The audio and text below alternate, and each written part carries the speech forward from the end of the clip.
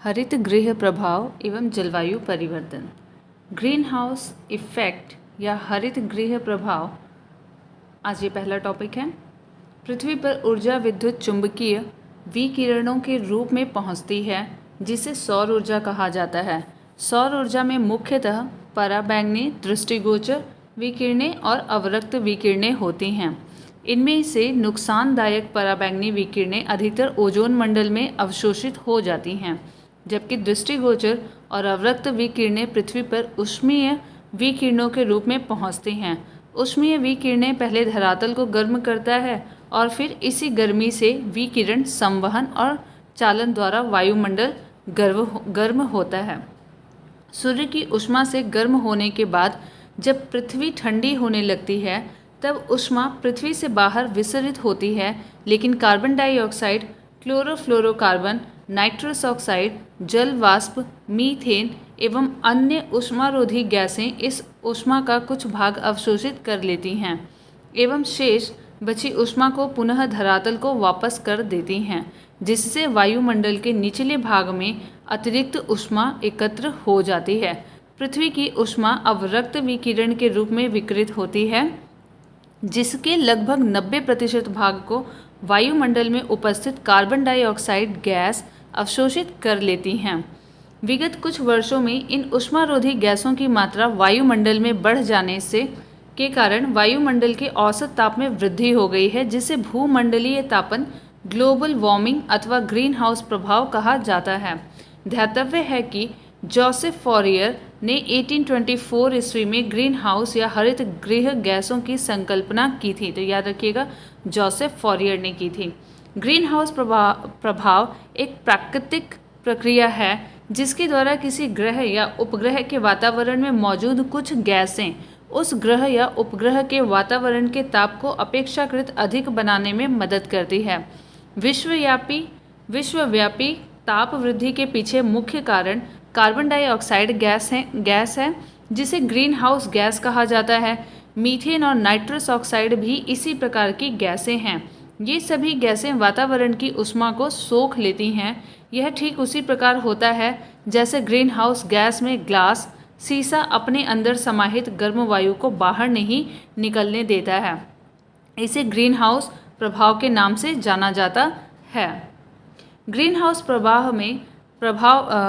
प्रभाव में वायुमंडलीय गैसों, मुख्यतः कार्बन डाइऑक्साइड द्वारा अवरक्त विकिरण को अवशोषित कर लिए जाने से वायुमंडल का तापमान बढ़ता है। यहाँ पे ग्रीन हाउस प्रभाव को दिखाया गया है कि ये कैसे अफेक्ट होता है। तो ये हमारी पृथ्वी है और ये सूर्य है। सूर्य से जो रेज आ रही हैं, सन रेज आ रही हैं, ये सूर्य विकिरण वायुमंडल में पहुँच रही हैं। ये वायुमंडल है। हाँ, उसके बाद फिर ये कुछ किरणें जो हैं वो सीधा पृथ्वी पे आती हैं, कुछ किरणें यहाँ पे सौर विकिरण द्वारा परावर्तित हो जाती हैं, रिफ्लेक्ट हो जाती हैं वायुमंडल से, और कुछ किरणें होती हैं जो पृथ्वी पे पहुंचकर पृथ्वी उसे दोबारा रिफ्लेक्ट करती है और ये अवरक्त बाहर जाता हुआ अवरक्त विकिरण हो जाता है। और कुछ जो होता है ग्रीन हाउस गैसों द्वारा अवशोषित अवरक्त विकिरण हैं ये कुछ यहाँ पे। तो यहाँ पे वायुमंडल से सीधा पृथ्वी पर आती हैं और ये पृथ्वी द्वारा उत्सर्जित इंफ्रारेड हैं। और यहाँ पे पृथ्वी के तापमान में जिसकी वजह से बढ़ोतरी होती है जब ग्रीन हाउस गैसों द्वारा अवशोषित अवरक्त विकिरण होती हैं। अतः ग्रीन हाउस गैसें वायुमंडल में उपस्थित वह गैसें हैं जो तापीय अवरक्त विकिरण की रेंज के अंतर्गत विकिरणों का अवशोषण एवं उत्सर्जन करती हैं। पृथ्वी के वायुमंडल में पाए जाने वाली प्रमुख ग्रीन हाउस गैसें हैं जलवाष्प, carbon dioxide, methane, nitrous oxide तथा क्लोरोफ्लोरोकार्बन। ध्यातव्य है कि ऑर्गन ग्रीन हाउस गैस नहीं है तथा यह वैश्विक ऊष्मन के लिए उत्तरदायी नहीं होती है। ऑर्गन जो है वो ग्रीन हाउस गैस नहीं है। नोट: कार्बन टेट्राफ्लोराइड एवं नाइट्रस ऑक्साइड N2O भी ग्रीन हाउस गैसें हैं, परंतु इनका योगदान उपयुक्त गैसों की अपेक्षा कम है। कार्बन टेट्राफ्लोराइड और नाइट्रस ऑक्साइड ग्रीन हाउस गैसें हैं। विभिन्न गैसों का ग्रीन हाउस प्रभाव या वैश्विक तापन के प्रति अपेक्षाकृत योगदान निम्नवत है। तो सबसे ज़्यादा जल वाष्प 60% तक होता है, carbon dioxide CO2 26%, methane CH4 4 से 9%, ओजोन लगभग 3 से 7%, नाइट्रस ऑक्साइड 1.5%, क्लोरोफ्लोरोकार्बन और अन्य 0.1 से 0.4% तक रहता है। वहीं दूसरी ओर हाइड्रोजन ग्रीन हाउस गैस नहीं है। प्रकृति में यह द्विआण्विक गैस के रूप में पाई जाती है जो वायुमंडल की बाह्य परत की मुख्य संगठक है। जलवायु परिवर्तन पर अंतर सरकारी panel intergovernmental panel on climate change IPCC द्वारा चिन्हित आइडेंटिफाइड 6 प्रमुख हरित गृह गैसों में मीथेन, क्लोरोफ्लोरोकार्बन तथा नाइट्रस ऑक्साइड शामिल हैं, जबकि sulphur dioxide green house gas नहीं है। जो सल्फर डाइऑक्साइड है यह ग्रीन हाउस गैस नहीं है, यह अम्ल वर्षा एसिड रेन के लिए प्रमुखतः उत्तरदायी गैस है। ग्रीन हाउस गैसों में प्रत्यक्ष रूप से शामिल गैसें हैं carbon dioxide, methane, nitrous oxide, CFC, SF6, NF3 आदि, जबकि अप्रत्यक्ष रूप से शामिल गैसें निम्न हैं: nitrogen oxide, carbon monoxide, non methane volatile organic compounds NMVOC तथा सल्फर डाइऑक्साइड। प्रश्न कोश question number 1, greenhouse effect वह प्रक्रिया है जिसमें पौधे उगाने के लिए समान तापमान प्राप्त किया जाता है? नहीं। जिसमें वायुमंडलीय कार्बन डाइऑक्साइड द्वारा इंफ्रारेड विकिरण शोषित कर लिए जाने से वायुमंडल का तापमान बढ़ता है। ऑप्शन बी इसका सही उत्तर है। बी। एक्सप्लेनेशन। ग्रीन हाउस प्रभाव एक प्राकृतिक प्रक्रिया है जिसके द्वारा किसी ग्रह या उपग्रह के वातावरण में मौजूद कुछ गैसें उस ग्रह उपग्रह के वातावरण के ताप को अपेक्षाकृत अधिक बनाने में मदद करती है। विश्वव्यापी ताप वृद्धि के पीछे मुख्य कारण कार्बन डाइऑक्साइड गैस है, जिसे ग्रीन हाउस गैस कहा जाता है। मीथेन और नाइट्रस ऑक्साइड भी इसी प्रकार की गैसें हैं। ये सभी गैसें जो वातावरण की ऊष्मा को सोख लेती हैं। क्वेश्चन नंबर 2, हरित गृह प्रभाव का अर्थ है वायुमंडल में ग्रीन हाउस गैसों के घनीकरण के कारण वायुमंडल के तापमान का बढ़ना। ऑप्शन ए सही उत्तर है। एक्सप्लेनेशन हमने ऊपर ही पढ़ लिया था। क्वेश्चन नंबर 3, ग्रीन हाउस प्रभाव क्या है? गैसों के वायुमंडल में जमा होने से पृथ्वी के वातावरण का गर्म होना। ऑप्शन ए यहाँ पे सही उत्तर है।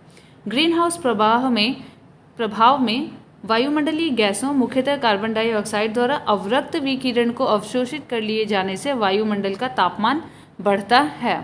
क्वेश्चन नंबर 4, ग्रीन हाउस गैसों की संकल्पना की थी जोसेफ फॉरियर ने। Option C. तो इसका एक्सप्लेनेशन, जोसेफ फॉरियर ने 1824 ईस्वी में ग्रीन हाउस या हरित गृह गैसों की संकल्पना की थी। क्वेश्चन नंबर 5, पर्यावरण में ग्रीन हाउस प्रभाव में वृद्धि होती है कार्बन मोनोऑक्साइड के कारण, कार्बन डाइऑक्साइड के कारण। ऑप्शन बी, कार्बन डाइऑक्साइड के कारण। ग्रीन हाउस गैसें वायुमंडल में उपस्थित वह गैसें हैं जो तापीय अवरक्त विकिरण की रेंज के अंतर्गत विकिरणों का अवशोषण एवं उत्सर्जन करती हैं। पृथ्वी के वायुमंडल में पाई जाने वाली प्रमुख ग्रीन हाउस गैसें हैं जलवाष्प, carbon dioxide, methane, nitrous oxide तथा क्लोरोफ्लोरोकार्बन। क्वेश्चन नंबर 6, निम्नलिखित में से कौन सा गैस समूह ग्रीन हाउस प्रभाव में योगदान देता है? तो ammonia, ozone, carbon monoxide, sulphur dioxide नहीं, carbon tetrafluoride, nitrous oxide, carbon dioxide और मीथेन। इसका ऑप्शन है डी। एक्सप्लेनेशन, यहाँ पे वो चार्ट दिया गया है जिसके अंदर बाकी गैसों को मेंशन किया गया है, तो एक बार आप इसे देख लेते हैं। विभिन्न गैसों का ग्रीन हाउस प्रभाव या वैश्विक तापन के प्रति अपेक्षित योगदान निम्नवत है। जल वाष्प का 60%, कार्बन डाइऑक्साइड का 26%, मीथेन का 4 to 9%, ओजोन का 3 to 7%, नाइट्रस ऑक्साइड का 1.5%, क्लोरोफ्लोरोकार्बन व अन्य गैसों का 0.1% to 0.4%। तो उसके अकॉर्डिंग ऑप्शन डी जो था वो सही उत्तर है। क्वेश्चन नंबर 7, वैश्विक ताप की वृद्धि के लिए निम्न में से कौन सा गैस का योगदान अधिकतम है? तो वो है कार्बन डाइऑक्साइड। अगर जलवाष्प नहीं है तो कार्बन डाइऑक्साइड उसका आंसर है। ए। निम्नलिखित गैसों में से कौन सी प्राकृतिक रूप से पाई जाने वाली ग्रीन हाउस गैस सर्वाधिक ग्रीन हाउस इफेक्ट करती है? तो पहला था जलवाष्प जो कि 60% तक था, तो ऑप्शन डी।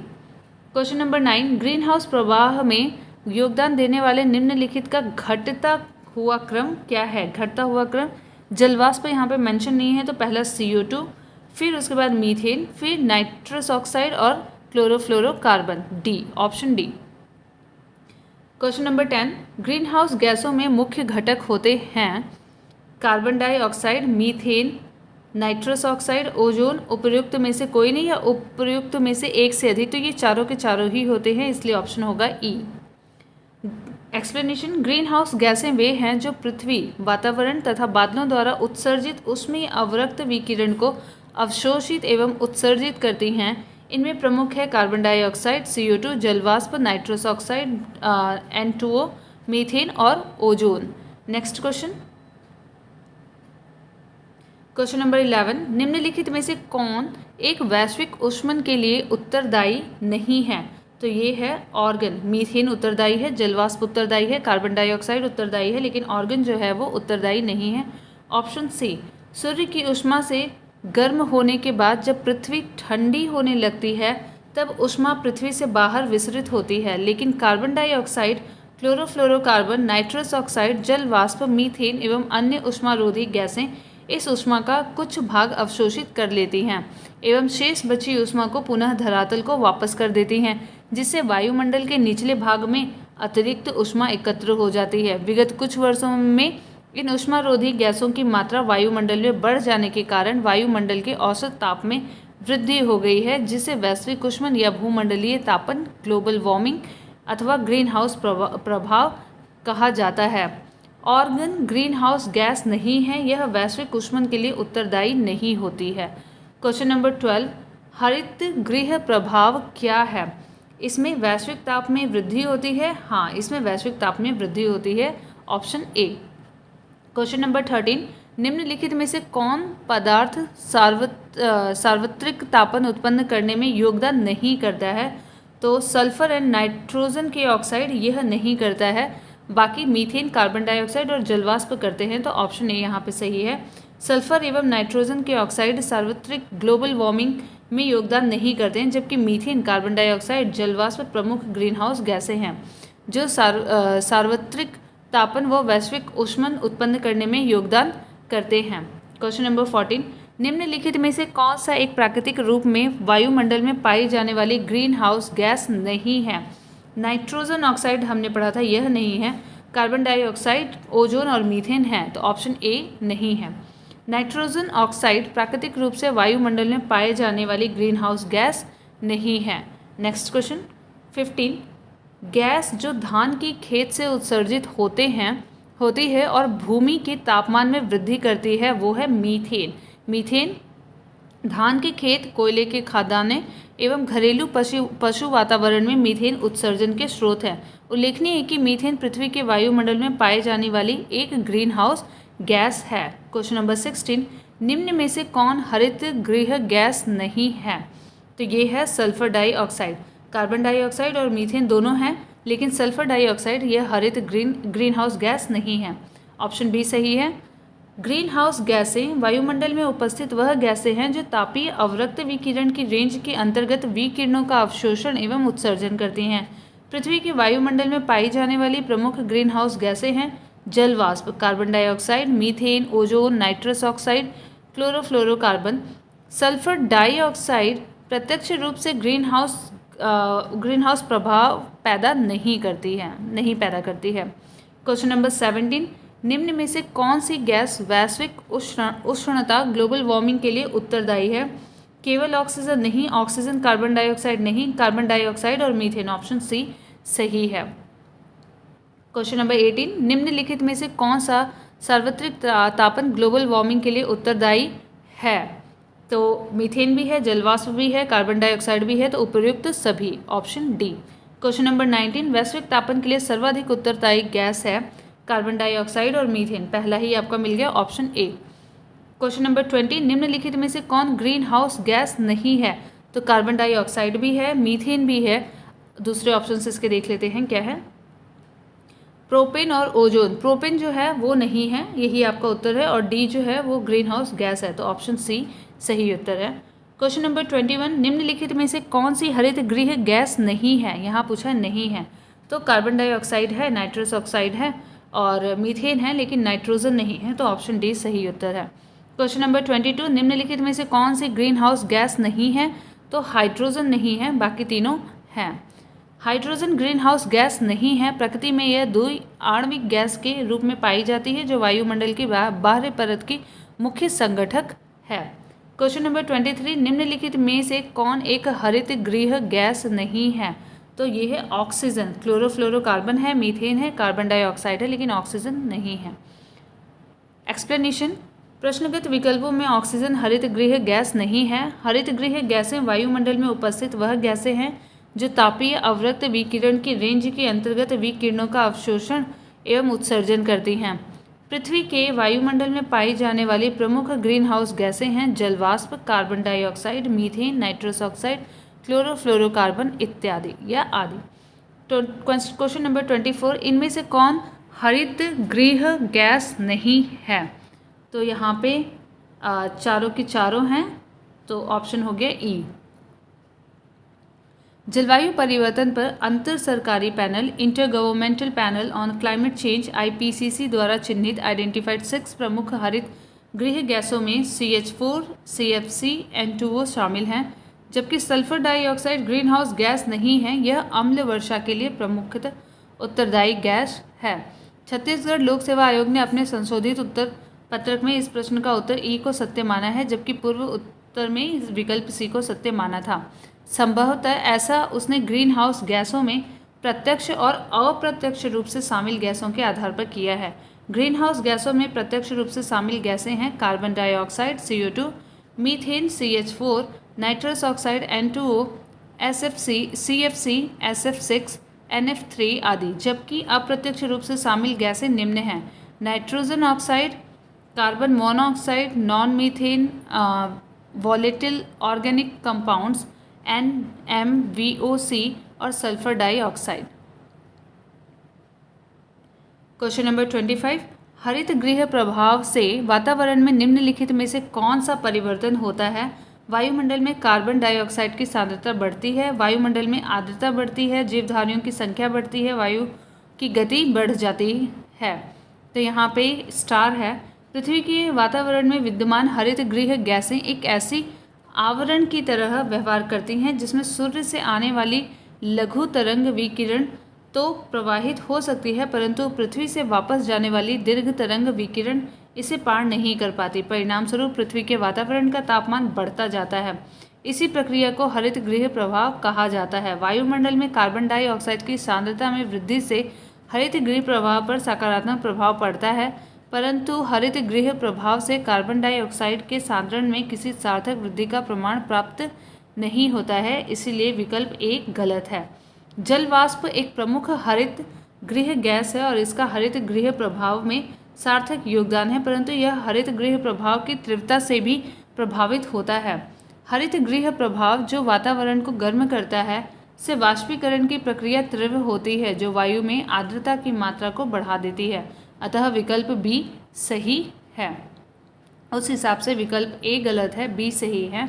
हरित गृह प्रभाव जो वातावरण में ऊष्मा और आर्द्रता में वृद्धि करता है से जीवधारियों की संख्या में भी वृद्धि हो सकती है, क्योंकि ऊष्मा एवं नमी प्रजननता को सकारात्मक रूप से प्रभावित करते हैं। यद्यपि यह कथन सही है, परंतु यह उत्तर नहीं हो सकता क्योंकि यह वायुमंडलीय परिवर्तन नहीं है। हरित गृह प्रभाव से तापमान एवं दाब पर प्रभाव पड़ता है। तापमान बढ़ने से दाब कम होता है और वायु की गतिशीलता भी बढ़ जाती है, अतः प्रश्न के संदर्भ में यह भी सही उत्तर होगा। विकल्प बी और डी दोनों ही उत्तर यहाँ पे सही होंगे। क्वेश्चन नंबर 26, वायु में कार्बन डाइऑक्साइड की बढ़ती हुई मात्रा से वायुमंडल का तापमान धीरे धीरे बढ़ रहा है, क्योंकि कार्बन डाइऑक्साइड वायु में उपस्थित जलवाष्प को अवशोषित कर उसकी ऊष्मा को संचित करती है, सौर विकिरण के परावैंगनी अंश को अवशोषित करती है, संपूर्ण सौर विकिरण को अवशोषित करती है, सौर विकिरण के अवरक्त अंश को अवशोषित करती है। तो ऑप्शन डी यहाँ पे सही उत्तर है। पृथ्वी पर ऊर्जा विद्युत चुंबकीय विकिरणों के रूप में पहुँचती है, जिसे सौर ऊर्जा कहा जाता है। पृथ्वी की ऊष्मा अवरक्त विकिरण के रूप में विकिरित होती है, जिसके लगभग 90% भाग को वायुमंडल में उपस्थित कार्बन डाइऑक्साइड गैस अवशोषित कर लेती है। ग्रीन हाउस प्रभाव का कारण। कार्बन डाइऑक्साइड गैस धरती पर जीवन के लिए हानिकारक और लाभदायक दोनों है। कार्बन डाइऑक्साइड पौधे ग्रहण कर प्रकाश संश्लेषण क्रिया द्वारा जीवनदायिनी ऑक्सीजन गैस को मुक्त करते हैं, जो हमारे जीवन के लिए लाभदायक है। वहीं यह भूमंडलीय तापन का मुख्य कारण भी है, जो हमारे लिए हानिकारक है।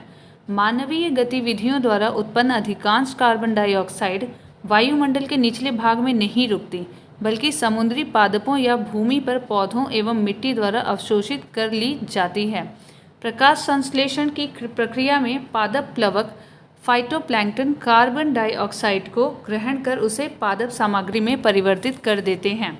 कार्बन डाइऑक्साइड CO2 गैस अन्य ग्लोबल वार्मिंग ग्रीन हाउस गैसों के विपरीत पौधों के विकास के लिए संभावित रूप से फायदेमंद प्रभाव डालती है, क्योंकि पौधे अपनी ऊर्जा तथा वृद्धि के लिए कार्बोहाइड्रेट के निर्माण हेतु सूर्य के प्रकाश के साथ वायु में उपस्थित कार्बन डाइऑक्साइड का उपयोग करते हैं, जिससे पौधों में वृद्धि व विकास संभव होता है।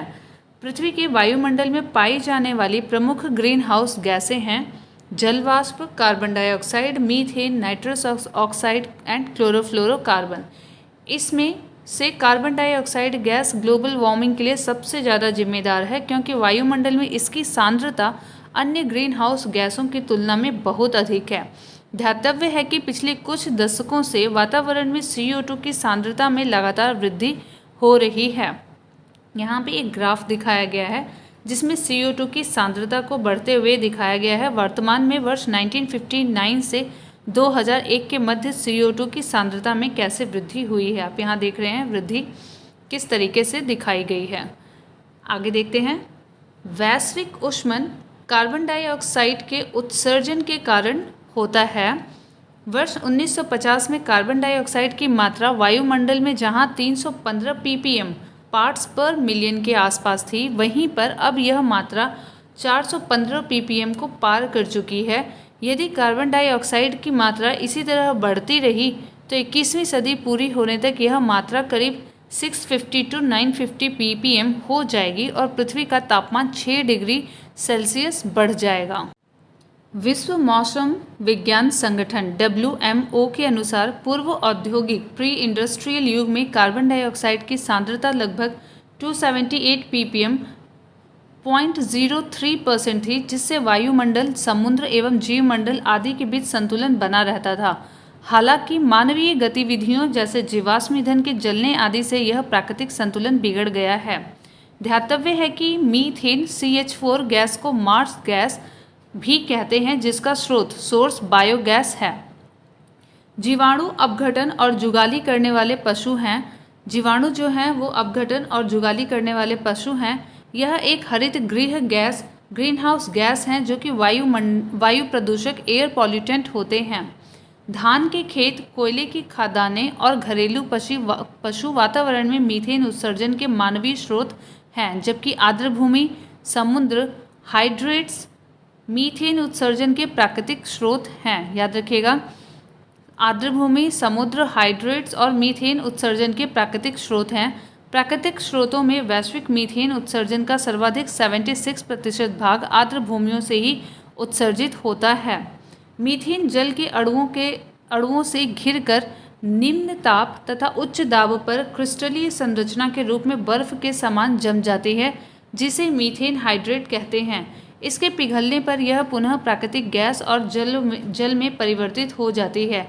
यह आर्कटिक, उत्तर ध्रुवीय टुंड्रा सहित एवं अंटार्कटिक क्षेत्र में बर्फ के नीचे, महाद्वीपीय उपांतों में तलहटी निक्षेपों, अंतःस्थलीय गहरे जलीय निकायों तथा गहरे समुद्री तल में विशाल निक्षेपों के रूप में पाई जाती है।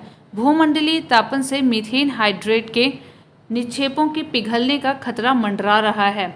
इसके पिघलने से वैश्विक तापन और उसके दुष्प्रभावों में और तेजी से वृद्धि होगी। साथ ही मीथेन वायुमंडल में तुलनात्मक रूप से कम समय, लगभग 12 वर्ष ही विद्यमान रहती है और यह ऑक्सीकृत होकर कार्बन डाइऑक्साइड और जल में परिवर्तित होती रहती है।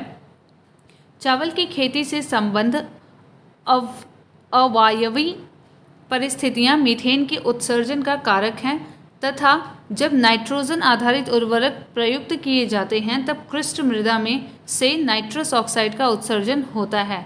मानव जनित वायुमंडलीय प्रदूषण से जलवायु में परिवर्तन हो सकता है। जलवायु परिवर्तन के दो प्रमुख कारक हैं, कार्बन उत्सर्जन में वृद्धि वाले कारक तथा कार्बन अवशोषण में कमी लाने वाले कारक। कार्बन उत्सर्जन में वृद्धि वाले कारकों में जीवाश्म ईंधनों का अत्यधिक प्रज्वलन, तेल से चलने वाले वाहनों की संख्या में अत्यधिक वृद्धि आदि आते हैं। अतः वायुमंडल में कार्बन सांद्रता बढ़ रहा है, जो हरित गृह प्रभाव में वृद्धि कर जलवायु को प्रभावित कर रहा है। नासा एवं अन्य के अध्ययन और सौर धधक सोलर फ्लेयर में वृद्धि को जलवायु परिवर्तन का प्रमुख कारण नहीं मानते हैं।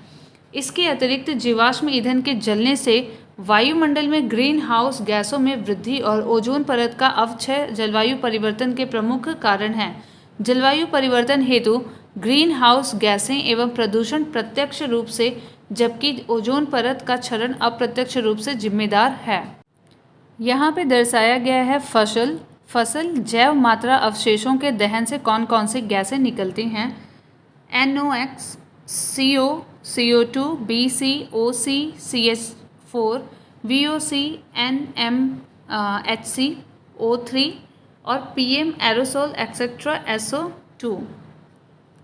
आगे देखते हैं। फसल जैव मात्रा के अवशेषों जैसे धान, गेहूं, गन्ना आदि फसलों के अवशेषों के दहन के कारण वायुमंडल में sulphur dioxide SO2, nitrogen oxide NOx, carbon dioxide CO2, carbon monoxide CO, black carbon BC, organic carbon OC, methane CH4 एवं अन्य हाइड्रोकार्बन NMHC, अस्थिर कार्बनिक यौगिक VOC, ओजोन O3, निलंबित कण PM, एरोसोल्स आदि निर्मुक्त होते हैं, जो कि पर्यावरण को क्षति पहुंचाने के साथ साथ मानव स्वास्थ्य एवं जलवायु को भी प्रभावित करते हैं। प्रश्न कोश। पहला प्रश्न, जलवायु परिवर्तन का कारण है, तो यहाँ पे ग्रीन हाउस गैसें, प्रदूषण, ओजोन परत का क्षरण उपर्युक्त सभी कारण हैं। Option D.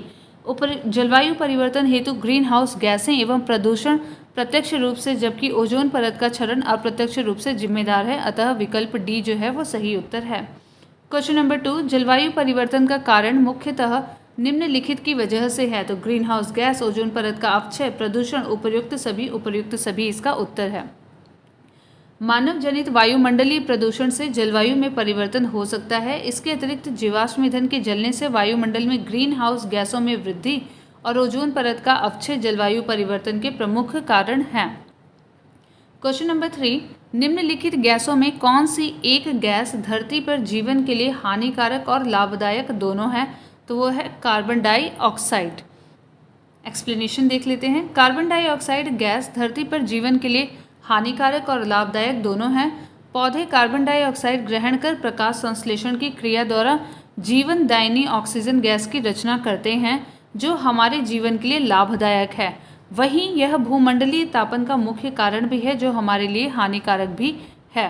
क्वेश्चन नंबर 4, निम्नलिखित कथनों में से कौन सा कार्बन निषेचन, कार्बन फर्टिलाइजेशन को सर्वोत्तम वर्णित करता है, तो यहाँ पे ऑप्शन है, वायुमंडल में कार्बन डाइऑक्साइड की बढ़ती हुई सांद्रता के कारण बढ़ी हुई पादप वृद्धि, जो कि ऑप्शन फर्स्ट ही यहाँ पे सही है। एक्सप्लेनेशन, कार्बन डाइऑक्साइड गैस अन्य ग्लोबल वार्मिंग ग्रीन हाउस गैसों के विपरीत पौधों के विकास के लिए संभावित रूप से फायदेमंद प्रभाव डालती हैं, क्योंकि पौधे अपनी ऊर्जा प्राप्ति एवं वृद्धि के लिए कार्बोहाइड्रेट के निर्माण हेतु सूर्य के प्रकाश के साथ वायु में उपस्थित कार्बन डाइऑक्साइड का उपयोग करते हैं, जिससे पौधों में वृद्धि व विकास संभव होता है। अतः विकल्प ए, वायुमंडल में कार्बन डाइऑक्साइड की बढ़ी हुई सांद्रता के कारण बढ़ी हुई पादप वृद्धि कार्बन निषेचन को सर्वोत्तम वर्णित करता है। क्वेश्चन नंबर 5, निम्न में से कौन सा जलवायु परिवर्तन के प्रमुख कारक है, तो पहला है जीवाश्म ईंधन का अधिकाधिक प्रज्वलन, सही है। तेल चालित स्वचालितों की संख्या में विस्फोटन, ये भी सही है। सौर धधक में वृद्धि, यह सही नहीं है। जलवायु परिवर्तन में के प्रमुख कारण हैं जो अत्यधिक वनोन्मूलन, ये भी सही है। तो ऑप्शन 1, 2, 4 जहाँ सही है वो है ऑप्शन बी। एक्सप्लेनेशन देखते हैं। जलवायु परिवर्तन के दो प्रमुख कारक हैं, कार्बन उत्सर्जन में वृद्धि वाले कारक और कार्बन अवशोषण में कमी लाने वाले कारक। कार्बन उत्सर्जन में वृद्धि वाले कारणों में जीवाश्म ईंधनों का अत्यधिक प्रज्वलन, तेल से चलने वाले वाहनों की संख्या में अत्यधिक वृद्धि आते हैं। अतः वायुमंडल में कार्बन सांद्रता बढ़ रहा है, जो हरित गृह प्रभाव से वृद्धि कर जलवायु को प्रभावित कर रहा है। नासा एवं अन्य के अध्ययन सौर धधक, सोलर फ्लेयर में वृद्धि को जलवायु परिवर्तन का प्रमुख कारण नहीं मानते हैं। अगला प्रश्न, क्वेश्चन नंबर 6, निम्नलिखित पर विचार कीजिए। फसल जैव मात्रा के अवशोषण के दहन के कारण वायुमंडल में उपयुक्त में से कौन सी गैसें निर्मुक्त होती हैं? तो carbon monoxide, ozone, methane, sulphur dioxide चारों की चारों होती हैं, जो कि हमने पढ़ा था। और यहाँ पे ये डायग्राम दिया हुआ है, इसे एक बार देख लीजिए। यहाँ पे लिखा हुआ है फसल जैव मात्रा के अवशोषण, जैसे धान, गेहूं, गन्ना आदि फसलों के अवशोषण के दहन के कारण वायुमंडल में sulphur dioxide, CO, SO2, nitrogen के oxide, carbon dioxide, carbon monoxide, black carbon, organic carbon, methane, अन्य हाइड्रोकार्बन, अस्थिर कार्बनिक यौगिक, ओजोन, निलंबित कण, एरोसोल्स आदि निर्मुक्त होते हैं, जो पर्यावरण को क्षति पहुंचाने के साथ साथ मानव स्वास्थ्य एवं जलवायु को भी प्रभावित करते हैं। क्वेश्चन नंबर 7, निम्नलिखित में से कौन सी गैस ग्लोबल वार्मिंग के लिए ज़्यादा जिम्मेदार है? तो पहला था जलवाष्प, वो मेंशन नहीं है, तो कार्बन डाइऑक्साइड है। ऑप्शन सी, पृथ्वी के वायुमंडल में पाई जाने वाली प्रमुख ग्रीन हाउस गैसें हैं जलवाष्प, carbon dioxide, methane, nitrous oxide तथा क्लोरोफ्लोरोकार्बन। उपर्युक्त विकल्पों में से carbon dioxide gas global warming के लिए सबसे ज़्यादा जिम्मेदार है, क्योंकि वायुमंडल में इसकी सांद्रता अन्य ग्रीन हाउस गैसों की तुलना में बहुत अधिक है। ध्यातव्य है कि पिछले कुछ दशकों से वातावरण में CO2 की सांद्रता में लगातार वृद्धि हो रही है।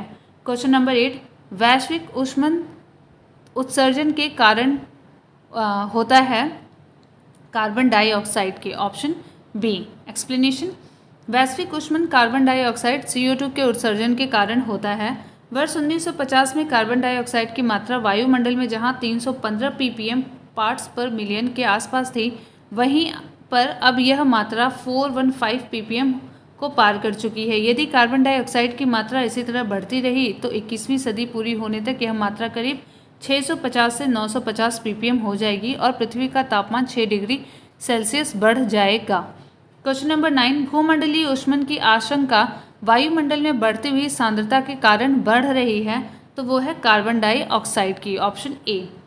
क्वेश्चन नंबर 10, निम्नलिखित में से किसे वायुमंडल के प्राकृतिक संतुलन के लिए कार्बन डाइऑक्साइड की उपयुक्त सांद्रता मानी जाती है? तो 0.03% इसका उत्तर है। विश्व मौसम विज्ञान संगठन WMO के अनुसार पूर्व औद्योगिक प्री इंडस्ट्रियल युग में कार्बन डाइऑक्साइड की सांद्रता लगभग 278 ppm यानी कि 0.03% थी, जिसे वायुमंडल, समुद्र और जीवमंडल आदि के बीच संतुलन बना रहता था।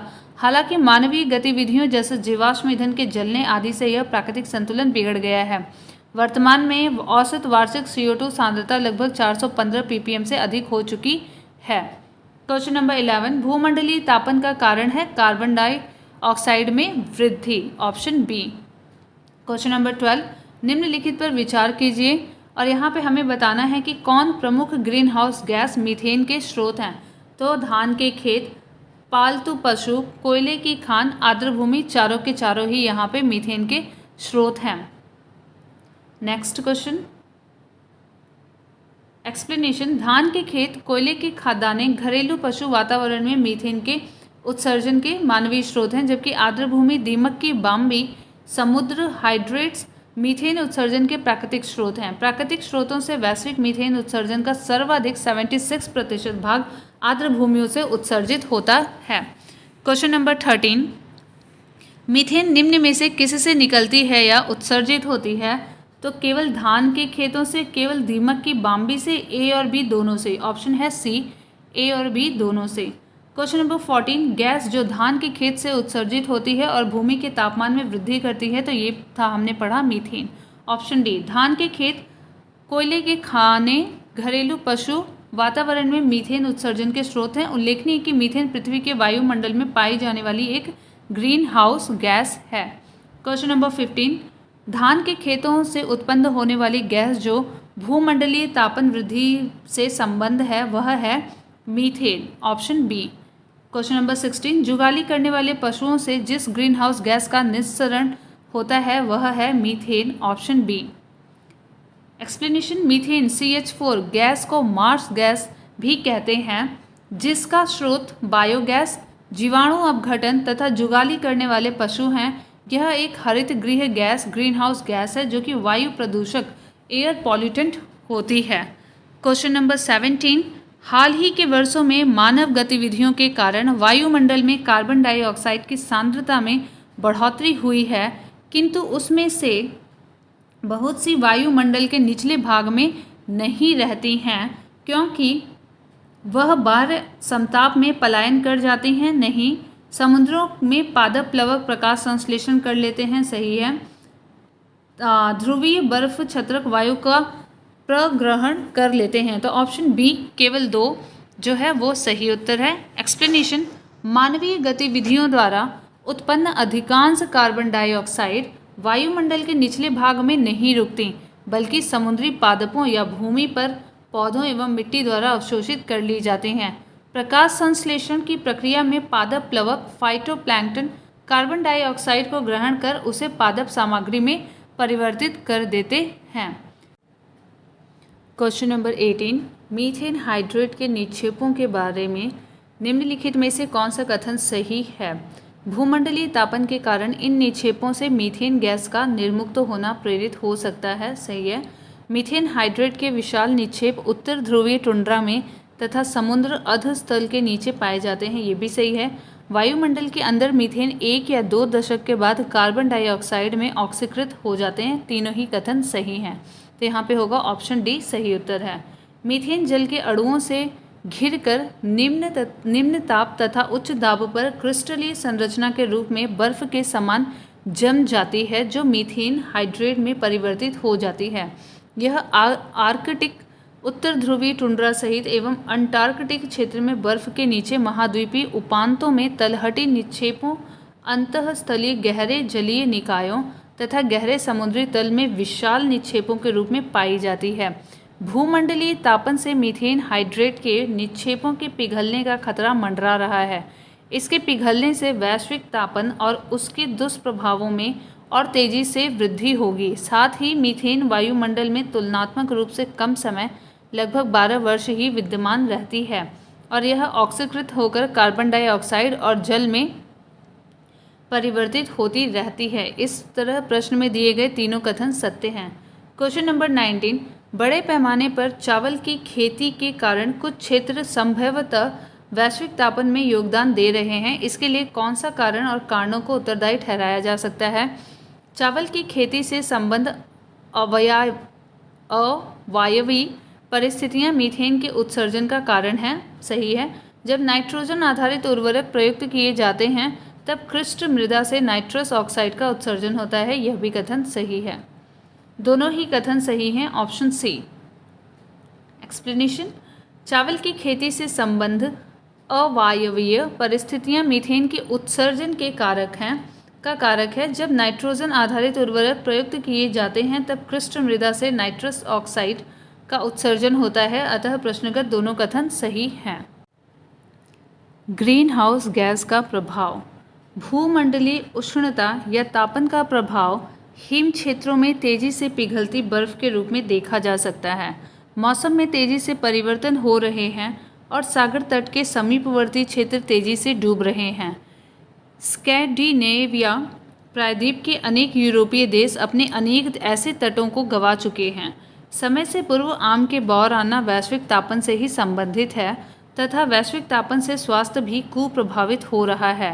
आर्कटिक एवं ग्रीनलैंड हिमचादर, आर्कटिक एवं ग्रीनलैंड आइस शीट वैश्विक तापन द्वारा सामान्यतः पहले प्रभावित होने वाले सर्वाधिक भंगुर पारिस्थितिकी तंत्र हैं। वस्तुतः इस क्षेत्र में वैश्विक तापन के कारण बर्फ का पिघलना शेष पृथ्वी को प्रभावित कर रहा है।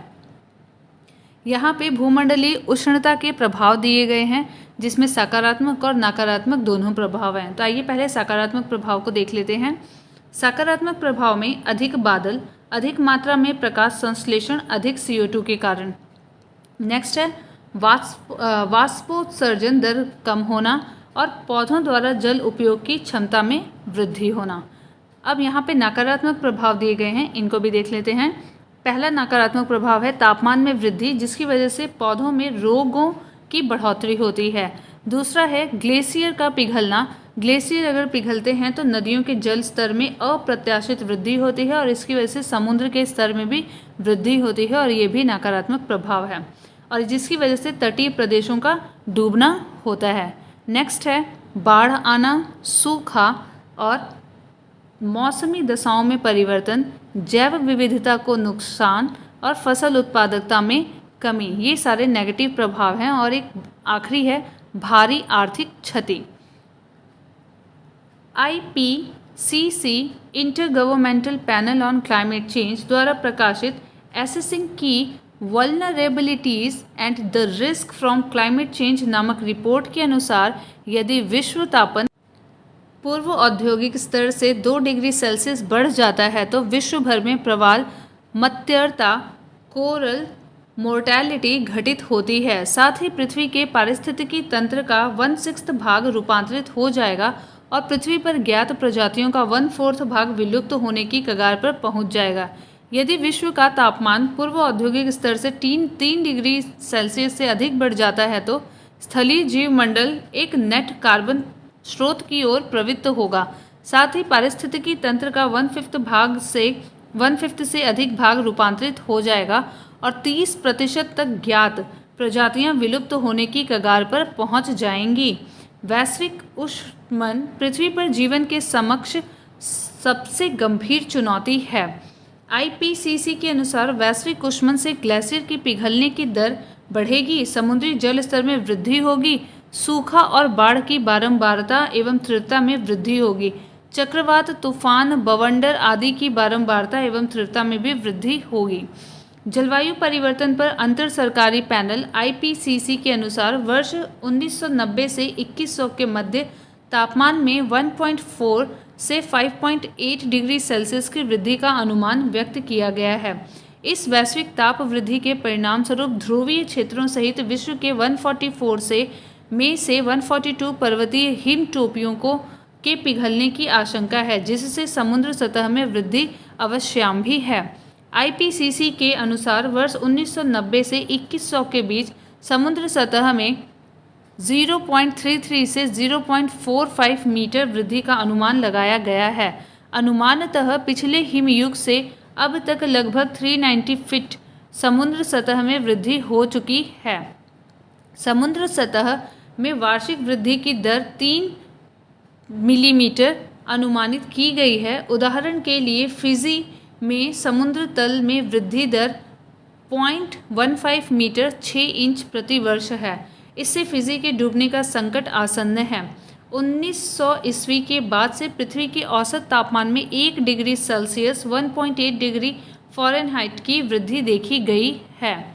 उल्लेखनीय है कि पादप प्लवक का सागर में वही महत्व है जो स्थल पर घासों का होता है, अतः इससे सागर की खाद्य श्रृंखला का प्रभावित होना स्वाभाविक है, जबकि इसके पूर्णतया नष्ट हो जाने से महासागर का जल घनत्व प्रबल रूप से नहीं घटेगा। ध्यातव्य है कि यदि किसी महासागर का पादप प्लवक किसी कारण से पूर्णतया नष्ट हो जाए तो कार्बन सिंक के रूप में उस महासागर पर प्रतिकूल प्रभाव पड़ेगा। प्रश्न संख्या 1, भूमंडलीय उष्णता ग्लोबल वार्मिंग के परिणामस्वरूप सार्वभौमिक संपर्क बेहतर हो गए हैं, हिमनद द्रवीभूत होने लगे हैं, सही है। समय से पूर्व आम के बौर आने लगे हैं, सही है। स्वास्थ्य पर कुप्रभाव पड़ रहा है, ये भी सही है। 2, 3, 4 जहाँ पे भी होगा वही आंसर है। ऑप्शन बी आपका सही है। एक्सप्लेनेशन इसका देख लेते हैं। भूमंडलीय उष्णता या तापन का प्रभाव हिम क्षेत्रों में तेजी से पिघलती बर्फ के रूप में देखा जा सकता है। मौसम में तेजी से परिवर्तन हो रहे हैं और सागर तट के समीपवर्ती क्षेत्र तेजी से डूब रहे हैं।